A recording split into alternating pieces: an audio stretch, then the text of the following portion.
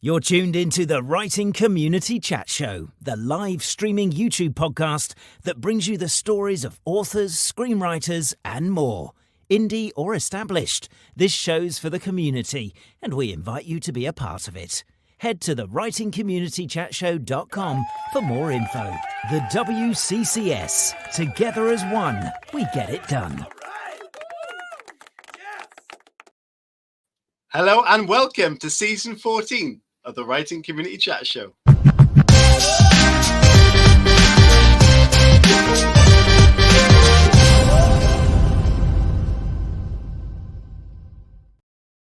Hello everybody and welcome to season 14 of the Writing Community Chat Show. We are very excited for this show to start, and for good reason. You all know what that reason is. We've got a fantastic guest returning to the show for the second time after high demand.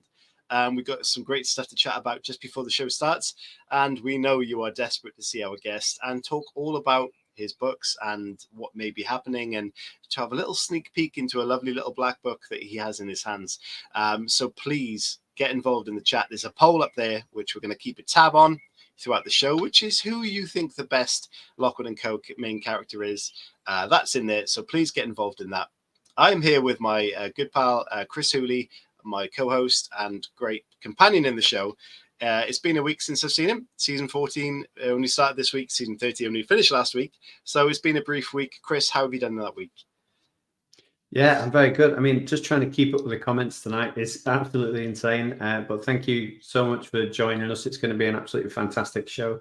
There's so many little secrets that Jonathan's going to go into. That black book is a gold mine, and we touched on it on the first show, and we're so lucky to have him again.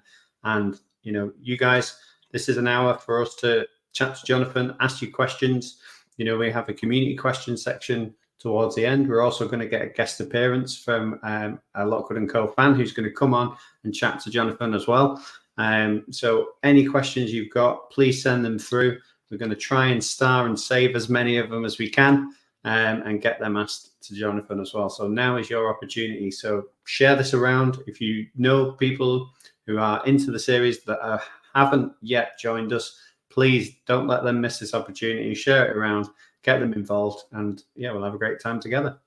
Yeah, there is. We are now, since last show, YouTube partners. So if you want to give us a super thanks chat, I think it costs a little money. We'd never expect that off anybody. But you can do that and get your comments highlighted. But please don't feel you need to. We will see as many comments as we can. But also, what we are looking at doing today is raising awareness for Lockwood Co. Obviously, we've been good supporters of it since our first show, and been a big fan of the series myself. It's not just a part of the show; it's a personal passion. But one of our guests, who is going to come on the show a little later, is working on setting up a booth in the Boston FanExpo, which is bringing awareness to the Lockwood Co series and also trying to keep that pushing and get a lot of exposure for it. There's a link in the description, a bit of an explanation about that. They are fundraising to get this booth set up, and they've got $2,300 of the $3,700 target at the moment. The link's in there. If you want to know more about it, please go on that link and have a look. It's a really good kind of thing that's going to happen at the big, I think it's a Comic-Con type thing in Boston. It will be amazing. So if you're interested in that and want to support it, look in the description.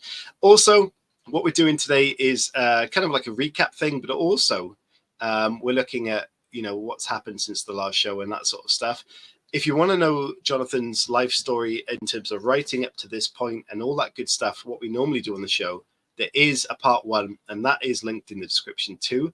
So you can get involved in that if you haven't already seen it. I know a lot of you have, and you've left some brilliant comments, but part 1 is in the description. Don't switch off now. Watch this, then go back to it. So what we're going to do is we're going to have a great chat with tonight's guest and take your kind of comments and your discussion suggestions or whatever that might be. And really getting into this as kind of like an open forum, I guess. But yeah, I'm excited for it, Chris. Yeah, we're definitely the warm-up act. So I think it's that time where you do a little drum roll and you bring the main man himself on. So yeah, people are talking about being in a concert in the comments before. But if we get enough of Jonathan's name in there now, we can do a little drum roll and bring him on. I reckon very quickly I'll read out some comments I saved earlier. Julia says, Jonathan Stroud is a genius, that's for sure. Love that comment. In fact, if you look in the top corner of that Lockwood & Co book, I'm sure that says Jonathan is a genius, one of the ratings on it. So not the only person that thinks that.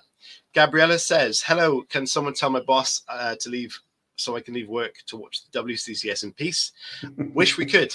I don't know how to get hold of your boss, but I wish you could. We could do that. Hopefully you are off work. Lavender Ghost and Co. Lock Nation are the loveliest bunch. My goodness, I really think they are. They are exceptionally good, amazing supporters. Eduda, apologies if I got that wrong. Lock Nation are the best people in the world gathered. Brilliant. And this is incredible. H.AE says, oh my God, it's 2:33 a.m. here in my country. That is absolutely incredible. If you're watching this, if you got up early, that's night time. If you're awake in the night to watch this, thank you so much. I'm sure we are very grateful. I'm sure Jonathan is as well. Julia became a new YouTube member. Thank you so much for that. That really supports the show. Love that. And little bit of everything.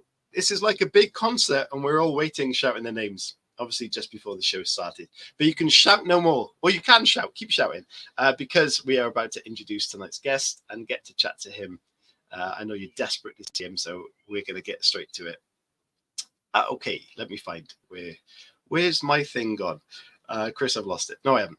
Okay, so ladies and gentlemen, it's with immense excitement and anticipation that we welcome back to the Writing Community Chat Show one of the most captivating voices in contemporary literature. Known to readers around the globe as the mastermind behind the spellbinding Lockwood & Co series and the Bartimaeus series, Jonathan's storytelling prowess knows no bounds. With his knack for crafting immersive worlds filled with mystery, intrigue, and just the right amount of spine-chilling suspense, Jonathan has earned himself a place among the literary greats. He is here to kick off season 14 of the WCCS. So please go nuts in the chat and please welcome the brilliant Jonathan Stroud to the show. Hello, Jonathan. Hi, guys. Hi, everybody. Lovely to be with you again. That was a very impressive build-up. I hope I can do justice to it. You need not to build up anything, Jonathan. You are truly brilliant, and it's so good to see you back on the show. We feel like it's something that we all wanted. They instantly after part one, they demanded part two, and it's taken us a little while, but that's no fault of anybody's. But to get you back on the show is truly wonderful, and I hope you've been doing well since we last saw you, and it's been a little while. So how have things been? Yeah, it's been lovely, thanks. Yeah, I haven't done very much other than stay in my room writing. So in one sense, that's good news because it means I'm doing something. But on the other hand, I haven't actually got much sun since I last saw you. So I'm probably a little bit pale and ghost-like. Oh my goodness! I often talk about the weather on the show, and it's a stupid thing to talk about. But in Wales, like the last couple of shows, all we talked about was how terribly wet it's been. And the last couple of days, we've seen like really hot sun, and it's been amazing. So it's a very sunny weekend, and hopefully you can get that, and get some tan on your skin. I'm going to go out there. I'll probably sort of explode, burst into flames like a vampire because I'm just not used to it being a scribbler. But it's lovely outside. Yeah. So Jonathan, if you've locked yourself away for the past few months writing, which is obviously something that everybody in the chat wants to hear, what is it that you've been working on? Can you give us a little insight into what's been taking up so much of your time? Well, I've been scribbling on the third book of the Scarlet and Brown trilogy. The Outlaw Scarlet and Brown was the first one. Then the Notorious Scarlet Brown came out a couple of years ago, and I've been pretty much ever since I've been working away on this number 3, and it's been an exciting challenge because often, as is the way with these things, you get to the last part and you're trying to mesh all the story threads together in a satisfying way. It's taken me a while. The good news is I handed it in. In fact, just last week I got my editorial comments back, which were really good. So I'm now kind of rolling up my sleeves for one final push, and hopefully I'll get it done in the next month or so. Editorial comments to me, I've never been in that situation, but are you ever fearful that what you've written and what you believe in the story is good would ever come back and be told that it's not the way they want it to go? Has that ever happened for you? Yeah, absolutely. I think that's a really natural feeling for every writer. As soon as you pass your text across to someone else and ask for their opinion, you're opening yourself up, aren't you?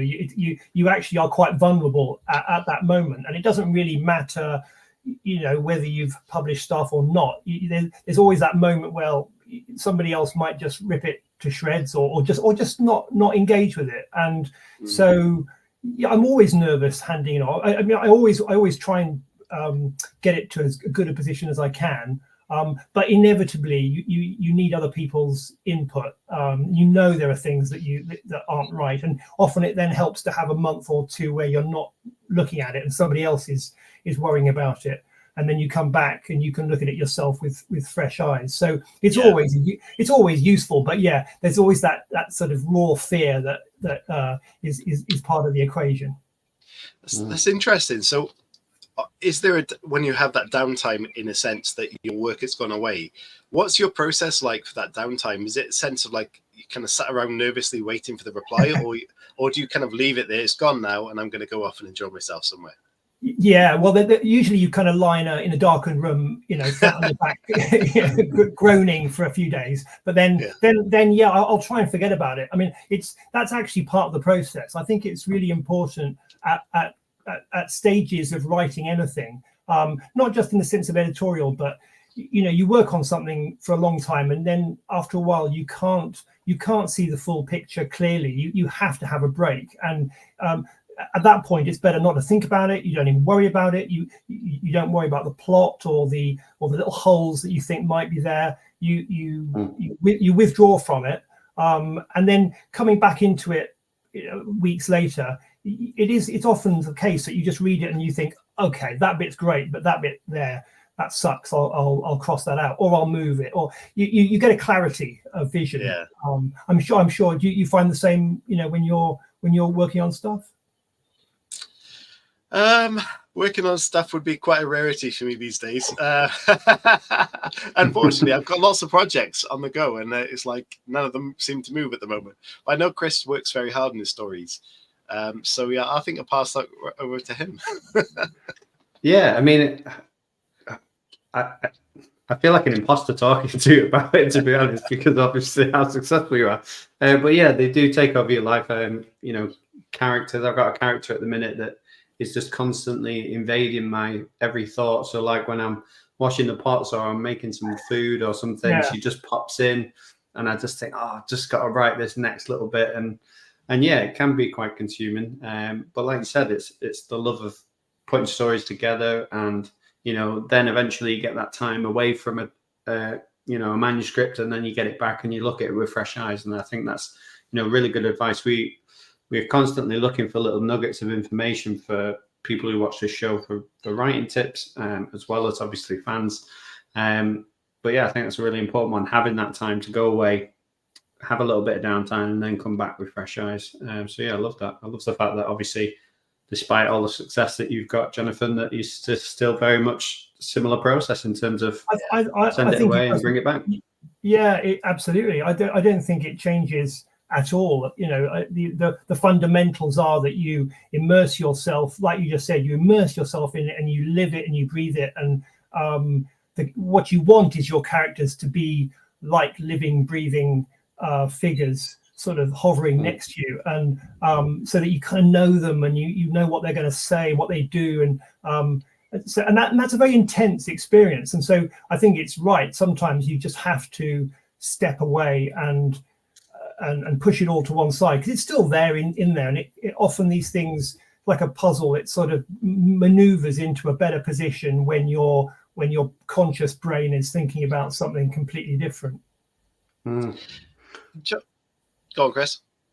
Yeah, I was going to ask you a question. There's a lot of authors now where they're having anniversaries of books. Like, so Stephen King, for example, is the anniversary of The Stand next year. Writers are getting together and they're sort of venturing into new realms with the stand, and I know there's a collection of short stories coming and things like that. Do you think at some point that could be something that you would maybe look to revisit, Lockwood, in the future? Maybe, you know, like 10, 20 years down the line, you think, oh, actually, I've got, you know, some more stories to tell within the sort of time frame, or, you know, I want to look at it from this angle. Do you ever think that that could be something that could crop up? Oh, absolutely. And I don't think it would be like 10 or 20 years in the future. I think with a project like Lockwood, where I probably was working on it for maybe seven years or more. I can't quite remember, but it was quite a long. There was quite a long period where I was doing nothing but that.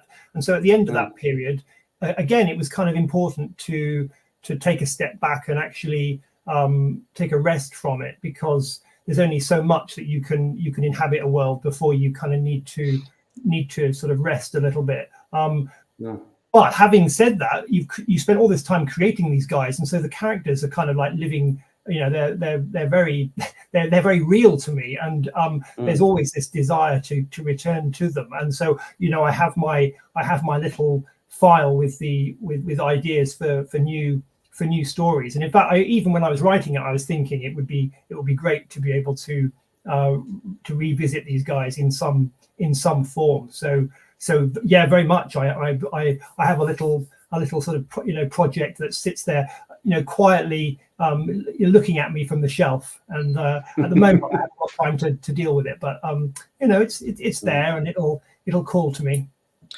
Talking about your shelf, there's been a few comments who've mentioned your background, and they're impressed by kind of the posters.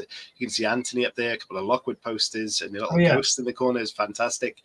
Is there anything in there that's kind of means something to you that stands out? Well, I mean, it's true that one of the nice things about having a little room here, that I kind of populate it with important things. And what's been so great actually since the Lockwood show came out is that the amazing guys of Lock Nation have created all sorts of wonderful things, which periodically they've sent to me and to my wife Gina, and so, for example, you can actually see some beautiful mugs here, a ClusterCon one, and this fantastic one of look at this beautiful piece of art with Co mug that we got recently, which we're so grateful for. I mean, they're just absolutely awesome. And in fact, even the mug that I'm using to have my cup of tea here has been sent by someone who we possibly might meet later on in the show. No way. Ooh. Well, this incredible, and Chris has got a different version. This incredible WCCS scarf was indeed created, knitted personally, and delivered by that same person. No way. Yeah. Wow. And she is not only an amazing supporter of your series and your work, she is an incredible supporter of our show like no other. So this woman is absolutely amazing. That is wonderful. A very fine scarf, I've got to say. Yeah, honestly, I've never felt anything like this in my entire life. It's so well done. But also, there's a lot of mugs that have been delivered to you in that sense. So has there been anything else that stands out in terms of deliveries or gifts that people have made you relating to your kind of series that really kind of stands out and was surprising in a sense? Well, I mean, I almost lost count. I mean, over here, I've got, let me see what I've got. So we've had beautiful, look at these beautiful pieces of art. Look at that one. Oh, wow. Isn't that gorgeous? Little beautiful. I love the big and small version. Yeah, that's fantastic. Isn't that amazing? And the guys who've been at all the ClusterCons have created so much amazing merchandise that it's really just staggering. I mean, I'm so humbled by the way that something which I created in this little room here, has gone out and has sort of inspired just sort of ripple effects of amazing creativity in people doing things that I could never imagine, and it's quite an overwhelming experience. Well, when we talked about your characters very briefly there, in terms of Lockwood and Co, that is, there's a poll that's happening right now on the channel. So we'll keep tabs on that, and towards the end, we'll find out who the audience think is the best main character in terms of the team character, whether it's Lucy, Anthony, or George. So that poll is going on. That's a so tough, towards the end, tough on that. Tough. It really is. Yeah.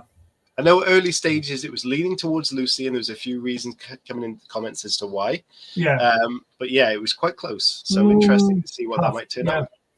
And Jonathan, you mentioned your, I was going to say little black book, but it's actually quite a big black book. Yeah, and obviously we had little snippets in the first episode of sort of behind the scenes, preview of drawings and things like that you'd done. So could you talk a little bit about that and reveal some of the secrets behind the series in the black book? Well, I keep on sort of finding these, and I get kind of interested, because when you're doing it, it's obviously it's your life, and then a few years go by and it becomes something that's sort of a little bit separate, and you kind of wonder how you did it or who did it. It sort of feels quite like someone else has done it. But I sort of wanted to. I couldn't remember what I showed you guys last time on the show, but I sort of found all sorts of little things in it, which reminded me of sort of how I made the, when I was working on the series, when I was right in the middle of it, writing books 3 and 4, which are kind of like the heart of the series. I kind of decided I was going to put everything into books like this, and it was going to sort of create this, almost like a Bible of it. So I would have things at the front. There's like the very first page, I put a little thing of a rapier, just so that I could remind myself what the parts of a rapier were. But then I would actually, and again, I don't know if I showed you this last time, but I would draw as I was trying to think of the different ghosts. I would draw them, because for me that seeing things visually is really quite an important part of the creative process. So there's a kind of ghost that appears in an armchair here, but I hadn't realized that there were some quite sort of crucial things that I wrote down quite sort of casually in it.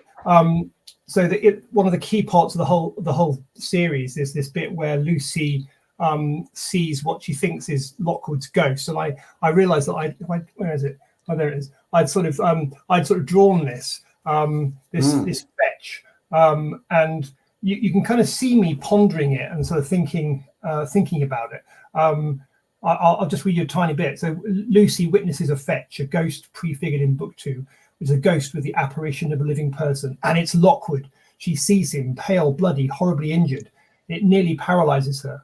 It drifts close, but she somehow escapes. Would this influence her decision to leave the company? And then I had this little tiny page where I did Lockwood's gravestone, I just had this little bit where I said, could we have a gradual build-up of ominous omens regarding Lockwood's death? Lucy getting more and more anxious that something terrible is going to happen to him. And looking at it now, I obviously I know what the finished thing is, but at the time I was having to sort of think my way through the really sort of the nitty gritty, the kind of the underlying themes that the whole books are about. So so the books are kind of filled with these sort of crazy little drawings and little profound ideas. And also I found a little thing here, which is, I just thought I'd show you, that's you get all these ideas that did not make it into the series. So I've got one here with an idea that George may have a pet, which is going to be which is going to be some kind of early warning system. It was going to be a hamster or a gerbil in a cage, which looks very similar to George. And he takes it with him on various missions to augment his feeble psychic talent. And he basically just looks the same the entire time and never does anything. And then at one time it's going to suddenly fluff up with at some crucial moment and save them. Anyway, so the books are sort of filled with these little snippets, which I don't know. I guess I could revisit in the future if I'm trying to think about future cases. Very interesting. Yeah, it's such a creative process in terms of, like, a lot of people think you know, a lot of authors will just sit down and they're writing at the computer. But I love the fact that you've got that book. And could you talk us through like when and how you would write in it? Like, would it come spur of the moment, or would you plan, you know, some time at your desk to write in the book? Would you spend some, you know, time just walking around and then get an idea and go, oh, I need my book? Or would you carry it with you and, you know, do different things? Like, what was that process, and how did that feed into the writing of the manuscript?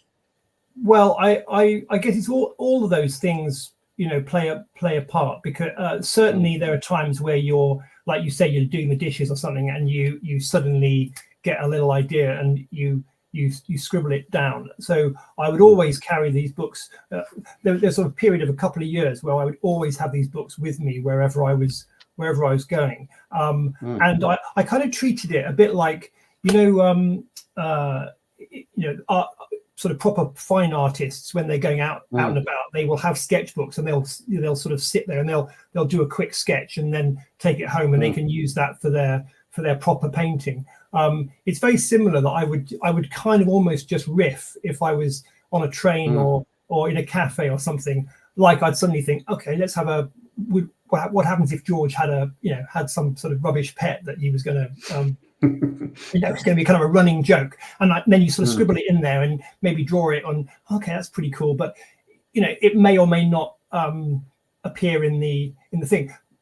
But to answer your question, most of the time I would sort of consciously say, right, at the moment I'm writing in the notebooks. I'm sort of doing my thinking in these books, and I'm going to try and figure out how the story works, and everything kind of gets poured into it. And I think my memory was that I would probably spend, like a month or something. I would really just be sort of writing the notes and trying to think my way into the world, and okay, what might happen in the next book. And I thought that of books 3 and 4 at the same time, quite consciously, seeing the two as a bit of a pair, so that they sort of mirror each other a little bit. So yeah, it was very much where everything was poured, and obviously only certain things get taken out ultimately. In fact, I'll give you a quick example of that, because people who like the show, I found this little bit which I'd completely forgotten. It was a little picture of Lucy and Lockwood sitting on a bench in Primrose Hill, looking down over the thing, and I thought, I don't remember that being in the book, and it was me thinking about, I was going to have a really quiet chapter just before the sort of finale of the whole series. They go to the top of Primrose Hill and they sit together, they look down on London, and by this time they know that the baddies are going to come and they're going to attack them, and there's a kind of ominous sense in which they may not get out of this alive, but they have this kind of beautiful moment where they're looking down over London. I found this, and I thought, oh, why didn't I put that in? And I remember that I did try writing it, but when I actually got to when I was actually writing the book, I realized that it was kind of too complicated. It kind of took my characters away to a different location, and it just slowed things up. So I had to, in a way, do something a little bit different in a different form. So you get in these books you get little insights into how the book might have been in a different world. I tell you what, Jonathan, talking about the pets, someone mentioned a cat, they mentioned an otter, but a few people said hamster. Hamster, they want it. If you made a George, was it George? Yeah, a George hamster. Yeah. I'm sure you'll sell 1 million, but also the gravestone and the bench, I reckon there will be tattoos of those everywhere. They're amazing. And incredibly, if I had done that for my stories and written and trying to draw characters, they'd be terrible stickmen. Your drawing ability is amazing. No, they're just little sort of, they're very, very sort of sketchy, but for me it's it's very much part of visualizing it. It's the same with Scarlet and Brown at the moment. In fact, this very day, I've been sitting around all day trying to figure out a problem at the end of the book. I've got most of the book is sorted, but there's a scene at the end where I haven't quite cracked it, and I want to change it. And I'm at the moment, I'm basically just trying to see it. I'm doing little sketches and how might it work. And eventually I'll see it in a kind of really three-dimensional way. And that's when I think I'll feel confident. Oh, okay, I can probably write it. There's a comment just come in from again, names, I'm so sorry. Hale said, did Primrose Hill become the garden scene?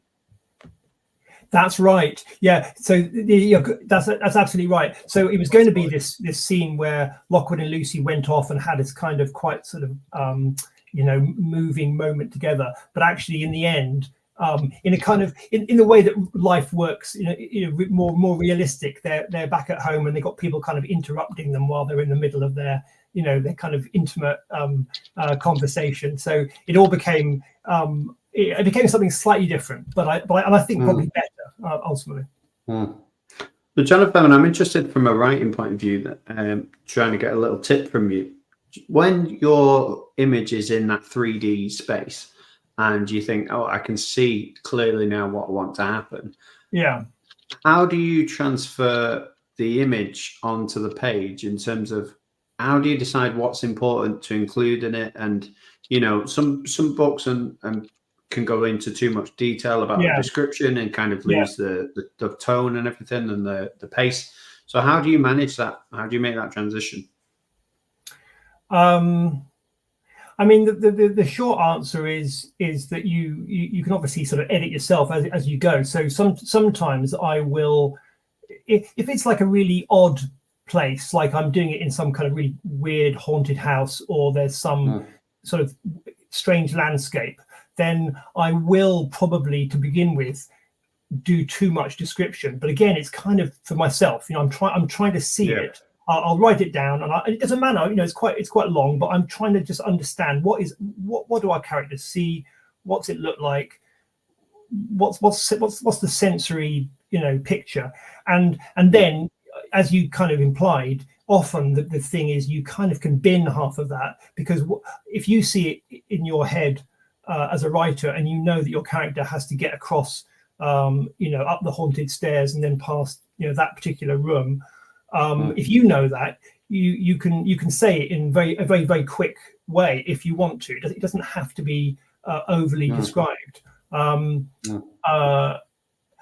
I think often it's a bit like when graphic novels and comics. When I was younger, I read a lot of those, and if you think about how they work, you'll see a sequence of events showing your character, jumping out of a window, flipping through the air, landing, getting their gun out, shooting somebody, and they'll show you in maybe 4 panels, and 4 panels give you the illusion of the entire process. And when I'm writing, I'll try and, in a way, do the same thing, where I'll just kind of give you like a little snapshot of each part of the sequence. This is like an action scene where you just go blip, blip, blip, blip, and hopefully then you kind of conjure up a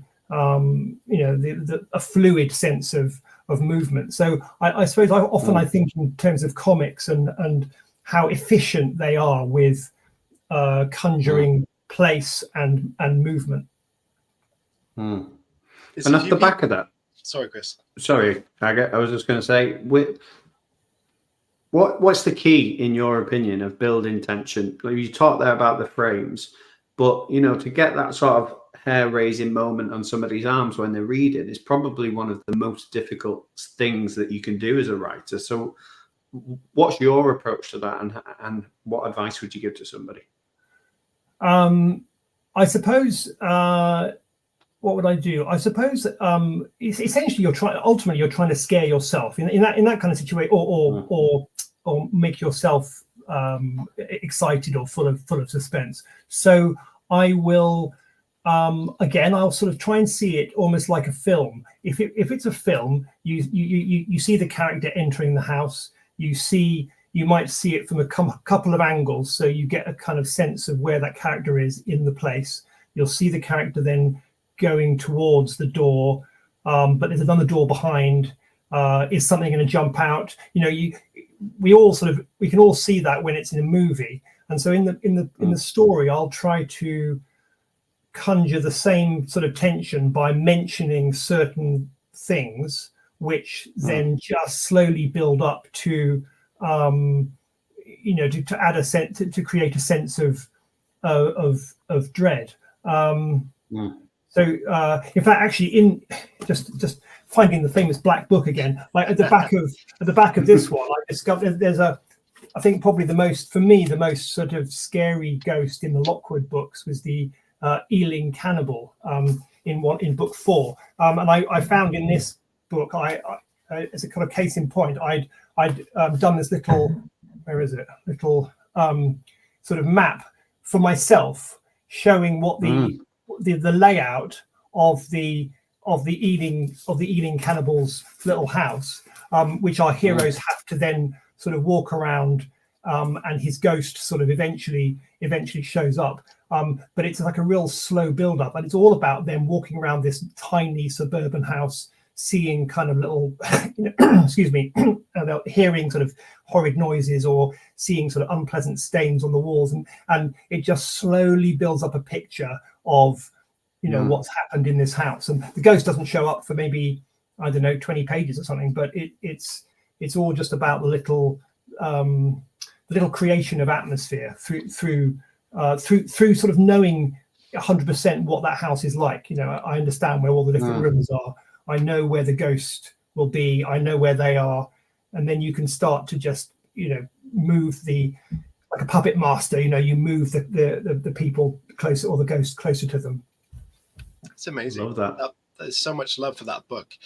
Julia says Jonathan has to release the drawings.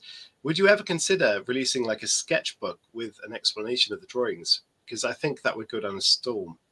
Oh, well, that's really kind. Well, I don't know whether my pictures would really stand up to it. They would. They would be brilliant. Well, I mean, at the very least, I'll try to. If I find a couple of nice ones, I might sort of post them up properly on social media so that that you can see them. But yeah, I mean, I really like sketch. I think it's for me as a thing for other writers. I think having a really nice book that is for you. It's not to show anybody else. It's for you to kind of just do what you want. You draw in it, you stick things in it, you scribble about it, you put your shopping list in it, whatever. It doesn't have to be, it's not a perfect thing, but it's where you can pour your ideas. And I think if you, for me anyway, it was very satisfying. It kind of made the project very tangible while I was still quite early on in the creation of it. Jonathan, for me, who was a pantster, there was no time for drawing that sort of stuff. It just comes out, spews out. But you talk about like seeing things like a film as well. Yeah. Then you've got these amazing like detailed drawings and already even deleted scenes in your story before you've even written them. So your writing process, how far advanced of the story do you start writing down these amazing kind of stories and sketches? It's a real mix, actually. In some respects, I wish I had a much more efficient way of doing it, because in an ideal world, we'd all just sit down and first of all we'd make a nice plan, and you know exactly where the story's going, and you make a little note about what's going to happen, and then you just start with chapter 1 and motor through. And there are authors who do that, or say they do, and I'd love to do that, but I find often when I'm feeling most creative, it's when I'm almost just sort of, like you say, sort of just throwing things down, improvising, making up silly things, letting my mind sort of drift off in different directions. It means you get quite a rich collection of images and ideas. The problem is that then you have to kind of squeeze them in and shape them into something that actually makes narrative sense. So other times I will try just to sort of write things straight onto the page and create it without the notebook. But I don't know. I always find I drift back into this more intuitive style of creating. This is fantastic comments coming to. Yeah, I think it's one of the most original creation methods that we've ever had on the show. A lot of people, you know, will talk about the research or things that they do, but you can see that very much it's, you know, it's all about the craft and how that manuscript comes sort of naturally in terms of images and ideas, and then it's getting them down and it's reflecting on them and going away and thinking about them again. I think it's brilliant. Well, it does have its problems, you know. I think any approach you have to writing has advantages and disadvantages, and you have to find something that works for you, you know, as an individual, and also be kind of chilled about it. If you're the kind of person who approaches it intuitively, then that's great. If you're someone who's much more you know, rational and organized, and, you know, goes, right, no, this is my story, I'm now going to go from A to B, then that's fine as well. I mean, I think there's no wrong answer to it. I'm aware that the drawback for me is that sometimes I will write quite a lot of stuff which I then realize isn't quite right for the way the story has to go, and I have to either change it quite markedly, or I have to bin it, which is always a bit I don't like doing that, but you know, sometimes you have to just sacrifice stuff. Yeah, I mean, it's amazing time-wise. I'm noticing that I don't feel like we've been talking for 40 minutes at all, but we have. The same problem in part one. It goes incredibly quick. Yeah, so I have sent the link to our special guest. I don't know if Chris can see if that person has arrived or not. If they have, I think now is a good time. Also, if we bring them on, obviously they're going to have a quick chat and they've got questions and stuff as well. But if you've got questions watching and you want us to ask Jonathan those questions, pop them in the chat. I know Chris has been starring some of them to save towards the end, but we'll try and get as many of those asked as well. Yes. Greatly said. So that special guest, mysterious guest, everyone's saying, is indeed the person we spoke about earlier, who made us these wonderful scarves, the amazing mug that Jonathan's got, who is setting up the fundraiser for Boston, the incredible Anna Bloom, who supports this show incredibly, and Jonathan incredibly. So hello, Anna. Welcome to the show. How are you doing? Good. How are you guys? Hi, everybody. We're good. How are you? You chatted to Jonathan. Lovely to see you. I know. How are you doing? I'm doing pretty well. You know, it's a nice Friday. It's nice out. We're coming into spring, so I'm in a pretty good mood. How are you? Yeah, I'm very good, thanks. How lovely to see you. This is a lovely surprise to add to the, you know, the excitements of the evening. How are all the preparations going for the Boston event? They're going pretty well. We are still working on raising the money, but I've been doing some stuff behind the scenes and getting some stuff ready. I have some art prints that are going to be coming in from Ariel that we're going to be handing out. Oh, wow. And we have some other stuff that I've ordered that should be coming in soon. That is stuff that we're going to use to display at the booth. So I'm pretty excited about that. So I got cardboard, and I'm going to be working on starting this weekend, making a deep rack van for us to set up for people to take pictures with. And we should be having cardboard cutouts of Lockwood, Lucy, and George for people to take pictures with. Yes. Those are coming in like another week and a half. Fantastic. So how big is the van going to be? Is it going to be a full-size van or a... No, you are really overestimating my artistic abilities. No, this is going to be... the amount of cardboard. This is going to be like my height. So like 5 feet. Wow, that's amazing enough. Like, don't overestimate my artistic ability. They're come on, Anna. You do incredible work. The fact, artistic ability... Draw. These are the best scarves I've ever seen. I can't draw, okay? I can knit, I can't draw. Well, Jonathan can draw. Just use his drawing abilities. So yeah, all the questions are coming in the chat. Anna's phone's blowing up. Yeah, blowing up massively. Everybody's texting me. Everybody wants to get a hold of me now.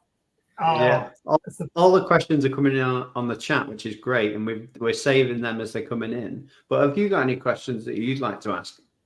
I actually do. I have a couple of questions.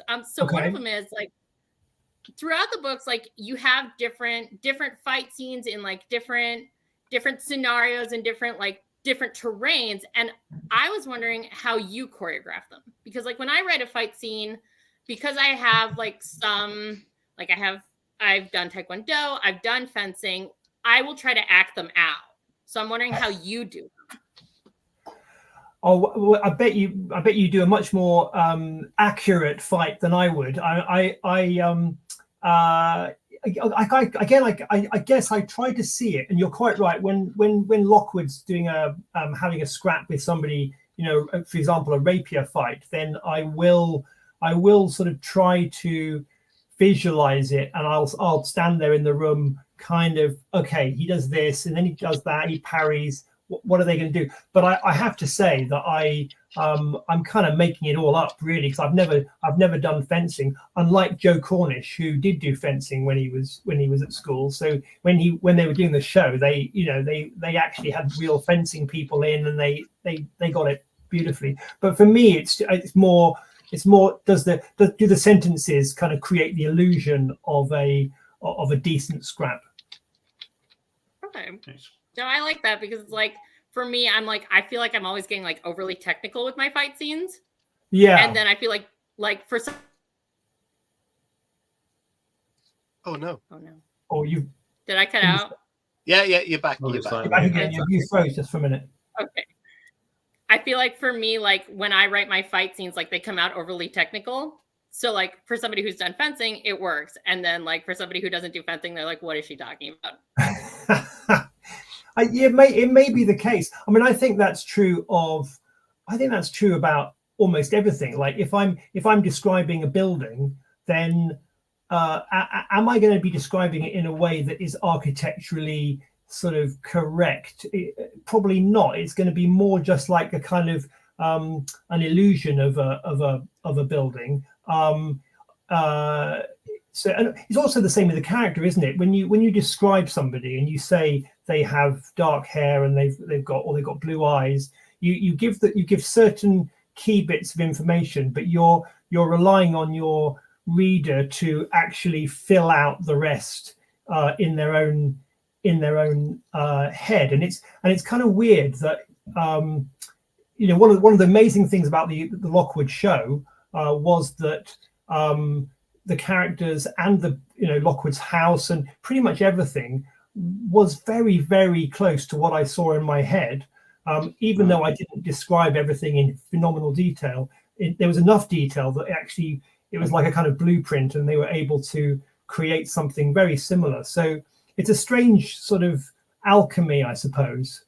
But yeah, I don't think you sometimes read writers where you can tell they've been and kind of looked at the some very, very technical thing, and they've almost like put all that technical information into the text, and you think, I don't need this, it's too heavy. You want to keep it light, don't you, to keep the reader buoyant as they move through the text. Yeah, definitely, I love that.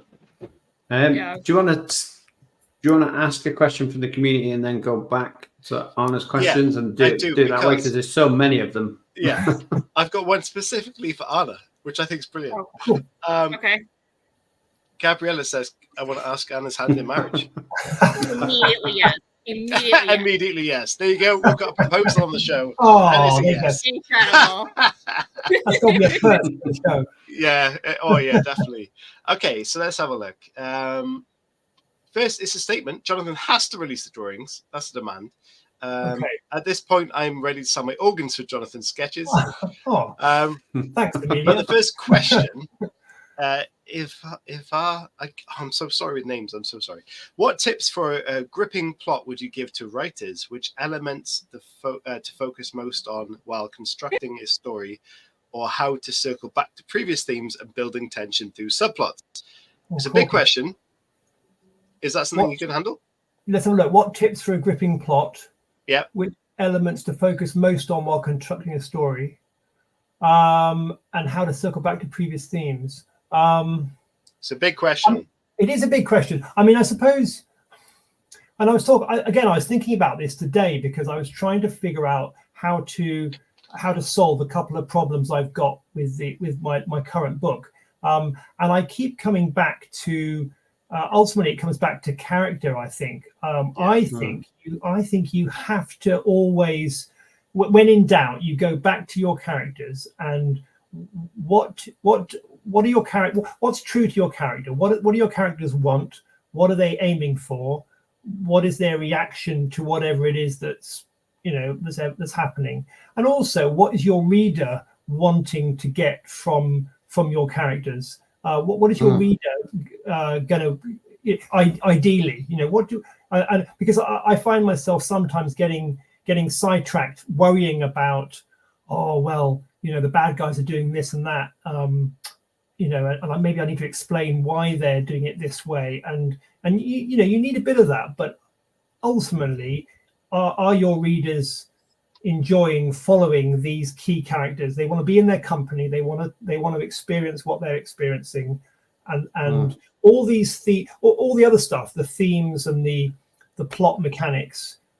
You've got to get them right, but you kind of have them revolving around the progress of your characters. So I suppose that's an answer. There's lots more. Yeah, definitely. That's a deep question and deep answer, but that was a fantastic overview. Yeah, definitely. Chris, Anna, back to you. Yep. Back to me. So my next question is kind of about like all of your books. Do you have any like regrets about something that you did with any of your characters from any of your books? And like, what character was it, and how would you like undo that, or how would you change it? Specifically about a character, or a plot element, just like something that you've done that you like. Now that you look back on it, you're like, oh, I wish I could change that. That's an interesting one. It's a good question because is an author ever going to admit their mistakes? I don't know. Well, I mean, okay. So there was one case where when I wrote the Bartimaeus books that I wrote, kind of 20 years ago, and when I read those before I read Lockwood. Oh yeah, well, and I'm very proud of the Bartimaeus books, and I when I was writing the prequel, I wrote a prequel some years later to the original trilogy. And so in order to write that prequel, I went back and I read the three books, kind of like a reader a few years after having done it. So I really was sort of sitting back and actually, okay, I'm now going to read this and see what it gives me. And I realized there was one bit that I wish I'd done differently. And it was in the second book where there's a patch where my hero Bartimaeus, this genie who talks in the first person and is very sort of funny and adds all kind of footnotes and things. There's a patch where he doesn't appear for about, I can't remember, 50 pages. And at the time when I wrote it, I thought I had very good reasons for it. It was like, okay, we've seen him, and now we're going to kind of take him off stage for a while, and we're going to follow these other characters. And it was fine. But when I read it as a reader, I really missed. I thought, no, I should have brought him in there. I lacked that sort of that humorous presence. So that was a case where I think if I had my time again and I was writing that book, I would just shift it slightly and bring my main character back into the spotlight. So yeah, there you go. That's one case. Great answer. I love that. Let's jump over to a couple of more questions. We've got some great ones in here. Jonathan, I know we're about 6 minutes off the hour mark. If you are happy to stay on for a couple more, great. No, fine, absolutely, no problem. Yeah. Okie dokie. This is off Facebook. It says, "Will there be another Lockwood and Co book?" ? Well, I mean, I would think it's very likely. As I say, I've got my Lockwood file with the black case book written on the outside, and it's all about sort of making sure that I come up with good enough ideas. I've got a few sort of half ideas which are quite nice, but I sort of have to work on them a bit more and get them really 100%. But yeah, fingers crossed we will see our friends again at some point soon. The comments are going mental for that answer. Yeah, we're taking it as a yes. Yes. Let me ask another question because it's linked to Lockwood Co. Obviously, so many of these there's a lot of love for the Bartimaeus series as well, but there's a lot of questions, and one of them is there's been a lot of questions about who was the figure with the hat following the gang on the other side in the empty grave. Is that something you can reveal? Oh, now that I think I have to keep that fairly okay. secret. Yeah, that's when you're writing these things, it's a bit like, I'll give you another example. It's a bit like the name of the skull. At yes. one point when I was writing Lockwood, I thought, well, sooner or later we'll have to find out his name, and we'll find out more about him. And actually, I think sometimes you have to leave things sort of unsaid so that it just keeps them keeps them. And so that figure that was following them, it sort of falls into that category. It kind of excited me and intrigued me, and I kind of wanted to keep it slightly ambiguous. He'd be a nice spin-off, wouldn't he? Well, there you go. Yeah, absolutely. I was going to ask you a question just on the back of that.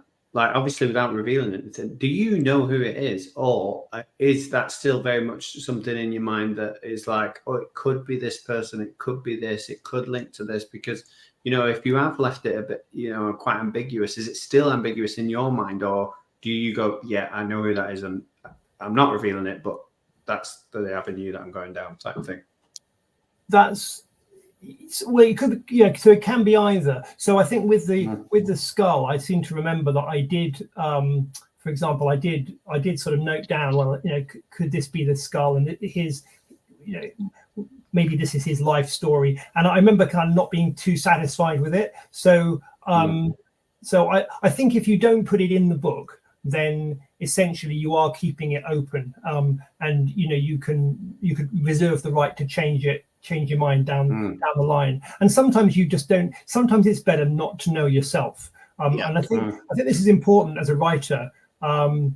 You're creating something out of nothing, and you have to make the bit that you're working on as three-dimensional as possible. But you know that there are bits sort of on the edge of your vision where if you looked over there, really intently, you'd realize that you hadn't actually figured out what that bit was. So you have to sort of stay with the bit that you're working on, and not worry that there are bits on the edges. There are always questions that you're going to get where you think, not quite sure, but you go mad. You'd end up you'd never actually finish the book, because you'd be constantly trying to create something else that was joined onto it, I think.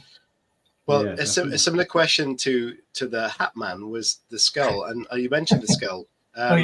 Anna says skull backstory, and Georgia says, someone else said the backstory of the skull. Would that ever be something in your mind, or again, is that something left unsaid is better with the skull? Because the skull and the obviously the intriguing characters that you've mentioned draw a lot of attention. So is it better leaving them like that as a writer? Or is it better to go, okay, the fans want this, let's do it? I think it's I think you can leave it open. I think it could work. Like for example, if I'm sitting here with my little file with ideas for another, maybe some Lockwood short stories or something. And it's possible that you could do something which was about the skull, and but I wouldn't want to do that unless I really thought it was adding something, because otherwise it essentially will kind of erode, it'll erode the thing. I think you're absolutely right with that, because the worst thing you want to do is, just because the demand is there, is reveal something that might not be satisfactory. It's got to be. Yeah. It's got to be right. I mean, that's the case with with all the Lockwood things I've got here. They're kind of like, I'd want to get them. I want them to be good. I wouldn't want to just bring it out and think, oh well, it wasn't that good. So and that's part of the fun, and that's why you have things like this, that you pour it in, and you just you slowly stir the pot, and eventually you think, well, this is looking pretty tasty now, and then you can, with confidence, you can hopefully bring it to the world. Anna, I've got a question for you. For me? Yeah. You've made me and Chris some amazing scarves. Really have. And Jonathan, a fantastic mug. Is there? I know our colours are quite easy to do because we're blue. We're not blue at all. We're black, yellow, and white. But could you make Jonathan a scarf somehow of Lockwood? Would that work? Absolutely. What, black, orange, and blue? Yeah, absolutely. Honestly, I've never felt anything like this in my life. It's amazing. It does look very cuddly. I mean, I wouldn't presume, but I mean, absolutely. I'll start working on it now. They're fun to do. So for me, I have problems with my hands, so I do a lot of knitting to help me with that. So I knit regularly. Well, you do a great job at that. Thank you. I mean, it's such an amazing thing, Anna, to see you and all the guys, and your amazing creativity and just this sort of enthusiasm and the energy that you pour back, to me and to Gina, and I know to Complete Fiction, and it's a very special thing, and it kind of certainly keeps me going when I'm sitting here in my little room, cursing away that I'm trying to do the 15th draft or something. The energy comes through from you guys, and it's very special to me. Believe me, Jonathan, it's not just yourself, because Anna's not only supports you amazingly, she supports this show amazingly as well. She's a patron of ours and a member on YouTube as well. She has been incredible to everybody. And by the response to the chat of her coming on this show, she is a very special person indeed. And the world needs many more Annas in the world, and it'd be a better place. So thank you so much for your help and support. And Anna, I'm going to be a bit more... I'm going to say, do you have any more questions? Because I always try and bring it back to that. Okay, I do have one more question. So I'm a big theater nerd. My first musical was Singing in the Rain. And since the Gene Kelly character is Don Lockwood, I was really wondering if you named Lockwood's father after the Gene Kelly character in Singing in the Rain. Oh, wow. That's a great one. I have to confess that it's a coincidence. It's a brilliant coincidence. You tease. I thought there was a shock factor coming here. That was a terrific one. No, I can't say I've made that connection, but it's a good name though, isn't it? It is a good name. Yeah. Well, for me, when I was reading the books, that was literally the first thing I thought of. I was like, it has to be. No way. Okay, well, I mean, there are more Lockwoods around than you'd expect, actually. I think I got the name from I was reading a book about the Second World War and many years ago, and there was a real life person in it who was called somebody Lockwood, and I remember just noticing the name and thinking that's a good name. And I just filed it away, and it probably sort of sat there for 20 years, just gently in the back of my mind. So, it came out merrily when I needed it. I'm randomly Googling Lockwoods now. Sorry, I'm distracted. I actually also have Don't do that, Chris. We've got more questions. Sorry, we have. Yeah. I'm gonna look that up though. It's gonna. I do have a dweeby nerdy reader question. So when during ClusterCon, you talked about how you read a lot of Raymond Chandler books. Oh, yeah. Do you have a favorite one? I loved Raymond Chandler when I was in high school. I read all of his books. So I was just wondering if you have a favorite one. Oh, crikey. Good question. I'm trying to remember which one. I keep on wanting to say I keep on wanting to say Farewell, My Lovely, but I don't think it was that one. I've forgotten the name of it. I think the first one I read was The Lady in the Lake, which I remember enjoying, and The Big Sleep's obviously a bit of a a bit of a classic. It's probably The Big Sleep, I expect. Isn't that the one that starts with the guy in the orangery in the kind of greenhouse, and he the old guy who gives him the job. Yeah. There's a hotel in Cardiff called The Big Sleep. Is that connected? It might well be. Maybe. Could be. Who knows? Great name for a hotel, especially if you can sleep there. Did you have a favorite Chandler novel, Anna? Mine is The Big Sleep. It was the first one I read. Yeah, and it's a great movie as well, of course. Yeah. Wait, there's a lot more questions in the chat, Agate. I am aware that some of them have already been answered in part 1 with Jonathan, because some of the questions, so you probably can get some of the answers for them if you're interested in watching part 1. But have we got any more in there, Chris? That we've got a good one yet? from Joe, and it says, "My question: how do you feel about the theories that George is autistic? He's my favorite autistic rep in ages in my mind." And I think it's a great question. We did cover that. Oh, did we? Yeah, we did talk about that. I will refer to part 1 in the description. I'm sorry. It was a while ago, Jonathan Chris. can elaborate if he wants, but I can't remember last week. Sorry. I think we did touch on it, and I think because in the show they really bring that out slightly more strongly, and it's great. And I looking back, and when I read it, I sort of realized that George has got that quality. So I'm very proud of actually the fact that he has that sort of facet to him. Interesting. I love the way that you realized that from obviously looking back. Is that something you were ever conscious of when creating that character?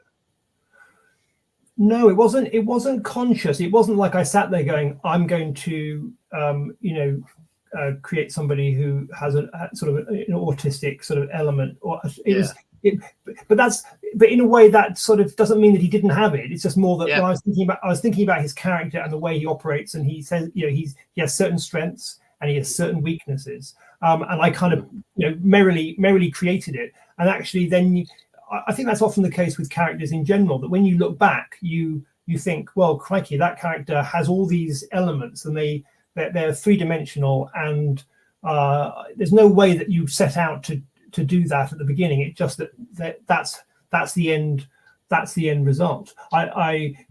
Lucy, for example, is a character who became incredibly sort of complicated and sort of had all sorts of depth to her, and I only found that by writing the books. By the end she was there fully formed. Same for you, I guess. So you sort of know a few things about the character, but you have to start with that, and then you slowly build the rest as you write, I think. Absolutely, definitely. I think we're on to the encore section now, Chris. If this was a concert, I feel like Jonathan has been in, he's got his drink, and then he's come back out for a final finale because we've gone 10 minutes over. So I'm saying if we put a time limit on it, because if we don't, we could be here for a very long time. So if we say 5 more minutes, if that's okay. I'm very happy. Yeah. I've got to ask a quick question to the community, and that question is, let's see, quick knowledge test. What is the name of the cat owned by Lockwood Co? Is it Whiskers, Chairman Meow, or Skull? Please let us know in the answers in the comments what your answer is. But before we reveal that, and of course the poll that we put up on YouTube earlier, we have a couple more questions. Oh, maybe 1 or 2, but there's one that stood out for me, and that was Anna, I believe. It says, in both Lockwood & Co. and Scarlett & Brown, siblings play an important part of the characters' motivations. Where did that inspiration come from? Do you have any siblings? I do have siblings. I have 2 sisters. I am the eldest, and I've got one sister who's a couple of years younger. And my other sister is 15 years younger. So I've got the experience of someone who's quite close in age and someone who's a lot younger. So it's an important sort of part of my makeup, I think. And yeah, I mean, I think siblings are key, aren't they? Well, not for all of us, but for many of us, our personality is shaped a bit by our siblings, and it's I very much enjoyed having that as something that shapes my characters. Although the siblings are kind of off stage in the text. Yeah, there's someone said about siblings. The Lock Nation has given me siblings. How nice is that to hear? Oh, that's nice. But it is. Yeah. That's actually a really good point, because it's all the books are about family and well, Lockwood has lost his sister Lucy. In the books, Lucy has various sisters, but they don't really play a big part in her life. And in the show, she hasn't really got a very nice family. So it's all about finding a family that people that care for you, and that's the beauty of Lock Nation that I think we all benefit from. Absolutely, definitely. Chris, are we having one more, or are we done? Yeah, we said 5 minutes, so we got about 3 minutes left. Doing a bit. Cram a few in. Is this a real? Maybe we could know this. I need to know why Skull is more powerful than Ezekiel. Well, I think it's I think the power that he has is through his connection with Lucy. I mean, I think the ultimately the message of the Lockwood Co books, and indeed most of my books, is that you get your strength through the connection with others, and the kind of the love and mutual support. So the Skull, our friend the Skull, ultimately gains his power through the relationship he's built up with Lucy over the course of the books, despite all his rude comments. Nice. Okay, let me have a look through, Chris, because we've gone through the starred ones. I didn't star enough. I'm going to say, Aga, if you can find one more question, and this is a good opportunity. If you want to say something to Jonathan in the chat that we can just drag up, that's not a question. Maybe it's just a comment about how much his books have impacted you, and you just want to say, maybe it's just a thank you. Or maybe you have a message for him that you just want him to know. Maybe put them in, and we'll try and pop them up at the end of the show as well, just for people to see, and obviously Jonathan to see as well. But yeah, if we can get one more question in, squeeze it in, and then we'll put them up. Yeah, this question is coming in still. So this one here, I haven't read it yet, but we'll go for it. Lillian, can I ask, did you ever imagine a scene where Lockwood, George, Holly, and Kipps meet Lucy's family? Oh, wow. Did I?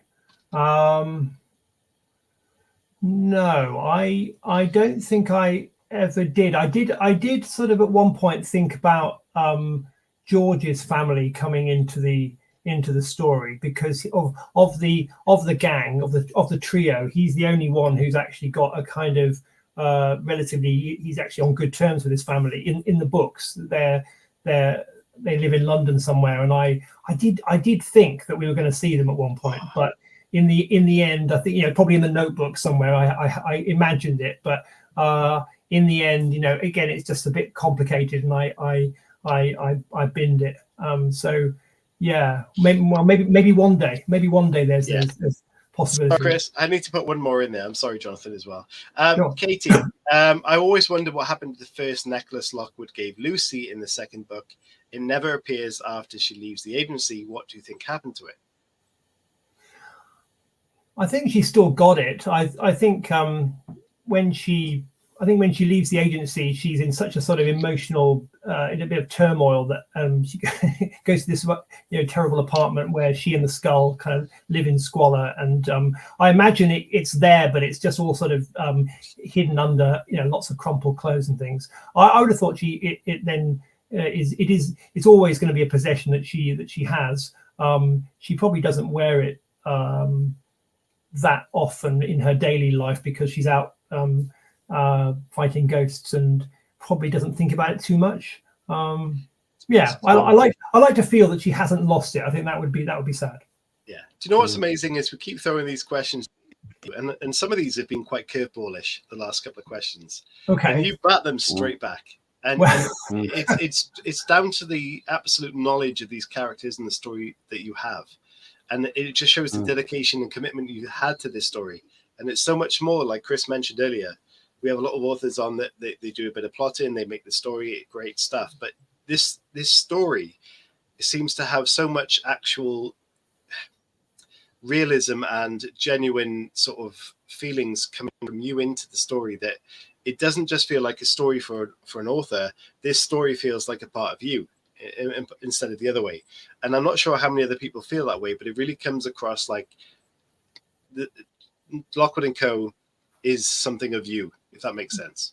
Oh, thanks, Chris. Yeah, it certainly feels that. It does feel very sort of close. Well, yeah, it does feel part of me, and which is why it's such an amazing thing to then see it, as a beautiful TV show that suddenly it was something else, and then seeing all the beautiful art and the amazing merchandise and things that the Lock Nation guys are making. Again, it sort of it turns into new things. But yeah, you're right. It does feel very close to me still. I mean, the comments are coming in so quickly, Chris, but some of the comments, I've been reading them as they've come through. They're so profound in terms of people's emotions and to your writing, Jonathan, and what you've done. I wish we could show them all.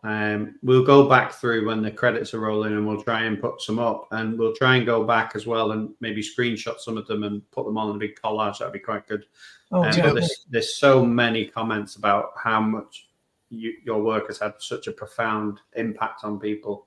I've never seen anything like it. It's incredible. Oh, that's really very special. No, well, a big thanks to everybody, well, to you guys for doing the show, but also to everybody who's tuned in and is part of the conversation. Can I show the first comment I've seen, and I think it's brilliant. Hooley would make a great agent, or a good agent. If you do make a book 6, Mr. Stroud, can you make Hooley either the hat guy or a bad agent or a good agent? Yeah. Can you just stick him in there somewhere? Jesus. Yeah, come on. See it now. I can see it. Yeah. Wearing a nice scarf. Yeah, exactly. But some of the comments, I wish you could read them all as they were coming through. I'm going to put them up, Chris. Come on, let's do it. Jojo, Lock Nation, the real life found family. Jonathan Stroud, you are amazing. Oh, Jonathan, thank you for giving me a home. Oh, that's amazing. That's a brilliant comment. Thanks for bringing this all together, Mr. Stroud. Eco has truly changed my life. Thank you so much. Jonathan, thank you all for your characters. Your books have been life-changing. Let's have a look. Oh, is there anything Jonathan wants us to do? That's a great question. Oh, what was that one? Is there anything Jonathan wants to ask us or for you to do? Yeah, I think it's is there anything that you want the Lock Nation to do? Oh, golly. Wow, to do. Well, just carry on being yourselves, guys. I mean, I think that you're making Lockwood & Co. live in a way that no one could have imagined a year ago or two, or certainly a year and a half ago. And I don't know where it's going to go. I feel like there are many new chapters to be created between us all. So I'm very much enjoying being part of the family, and I'm excited to see what you guys come up with next. Yeah, brilliant. Thank you for writing the books that allowed me to find my best friends. Oh, there's so much family ethos here. It's crazy. Lock Nation is the best thing in the world. I think we agree. We're still fighting for season 2. We know that, definitely. Thank you for your amazing series. Lockwood & Co. is my favorite since 2013. Thank you for giving us a home. Save Lockwood & Co. I know on social media, Save Lockwood & Co. are fantastic at supporting your cause. So big shout out to them. Let's have a look. There's so many of them. I think we put them on as the credits roll, and we'll put, like I said, we'll put them in a collage and share that, because the love for Jonathan and his work is absolutely fantastic, and I think obviously that needs to be shared. But I think this is a time that we wave. Unfortunately, I feel like the real bad guy because I'm ruining some people's Friday nights now. It was his fault. I'm also blaming it. Like I'm conscious of the fact that Jonathan has given us his time, and it's been a pleasure to have him. And I'm sure if we said, "Can we carry on?" He would just keep saying yes. So I'm going to say no on his behalf and say that's the end. This is why Mr. Hooley's the perfect hat man. I'm telling you, he is the hat man. The sinister. And you do the scarf man. Yeah, exactly. It's the hat and scarf man. Yeah, definitely. Honestly, Jonathan, having you on the show first time, link part 1 in the description. Please check that out. Having you on the show the first time was absolutely brilliant. Second time, brilliant. And like Chris said earlier, that 40 minutes felt like 2 minutes, and we still got so much to talk about. Again, we still haven't talked about the Bartimaeus series. So it's part 3. Yeah, part 3 coming up at some point. Anna, thank you. Your support for this show and for Jonathan's series and his work is it's nothing else is like it. It's incredible. The fact that you make these things, send it to us, you're setting up a fundraiser for Boston Expo is just brilliant. So thank you for doing that as well. Yeah, thank you so much, Anna. It's been a pleasure. Absolutely. Yeah. I've never seen someone so chuffed in my life when she went to the London show and she had pictures of all the actors and yourself. We had an after show not far after it and her face was like, but there you go. But everybody watching this and listening back, thank you. Thank you so much. That's you waving, Agate. That's what I'll do. I know, but seriously, thank you. Everyone tuned in, everyone watching back. You're wonderful. You make the community. Thank you, and we all appreciate it. And we'll see you all very soon. For season 14, we've got some great guests coming up. We've had a fantastic one to start the show season. So, bye-bye, everybody. Thanks, guys. Bye. Bye.